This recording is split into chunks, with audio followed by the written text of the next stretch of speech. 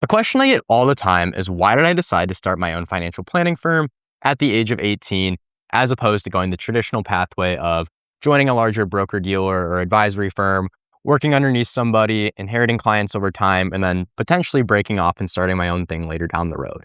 This is a question that I get asked all the time, and I love telling my story about why I started my firm when I did.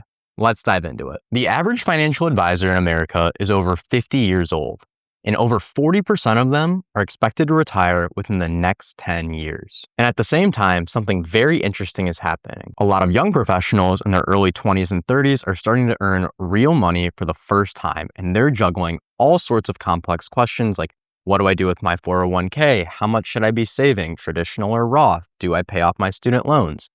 The financial landscape has gotten increasingly complex, especially for young professionals. And the truth is, the financial industry isn't necessarily built to serve these types of clients. So when I was getting started building my business, I had a decision to make. Was I going to follow the traditional pathway, targeting pre-retirees or retirees who had already accumulated their wealth and help them to manage it, or go down a different path and work with those younger professionals to help them build that wealth as they go? So technically, I started my firm when I was 18 years old out of my college dorm room, but let's rewind a little bit, and that decision started much earlier. And it kind of started with my uncle, who's also a financial advisor, planting seeds into younger me at a very young age. When I was just 11 or 12, I started reading these financial planning books on investing, the stock market, and I found it really interesting. And also during this time, I got really interested to entrepreneurship. I always had some sort of side hustle or business going on throughout middle school, high school, and growing up.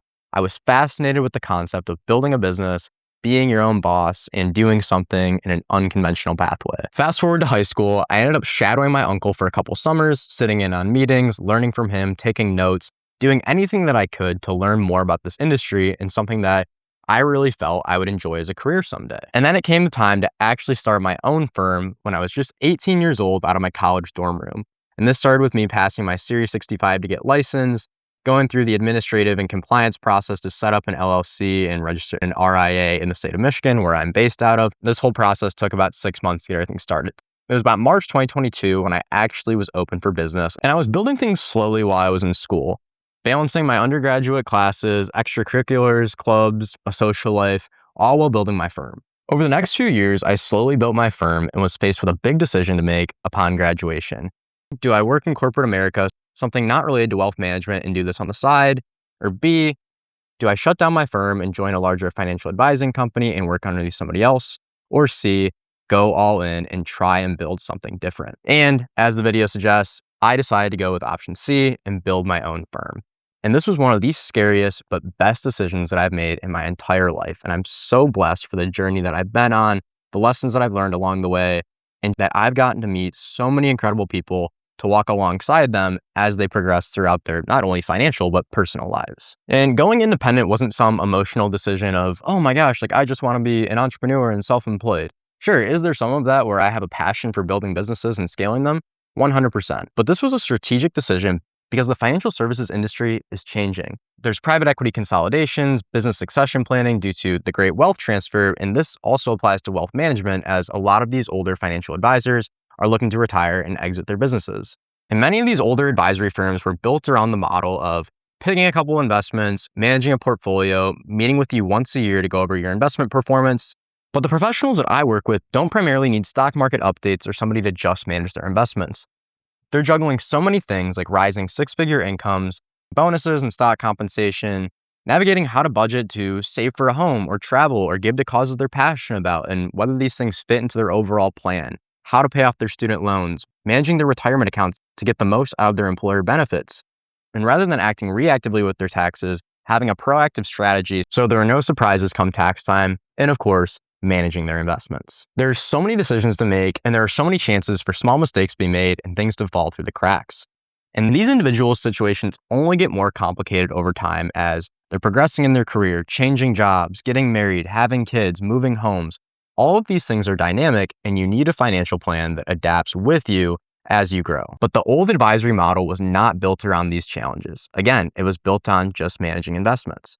And it's been super interesting to watch the industry shift from going more of an investment management role to doing your investments as well as the financial planning regarding all these factors. And that's the new expectation when it comes to hiring a financial advisor. Not just a stock picker, but somebody to manage your overall wealth. And that's why I built a firm to work specifically with young professionals. For decades, this demographic has been largely underserved. The way that the model has worked is that financial advisors only want to work with clients that have already accumulated significant assets, or else you are told to just come back later. But the problem with this is your 20s and 30s are some of the highest financial leverage years in your entire life. This is when you are deciding how to efficiently eliminate your student loans, whether you should be saving for a home, how to contribute to your IRA, HSA, or brokerage account, and all while navigating upward career mobility while avoiding lifestyle creep. And the thing is, these decisions don't just impact the next few years, they compound over decades. And this is exactly why I built my firm, to help these young professionals throughout their journey, to walk with them as they build wealth.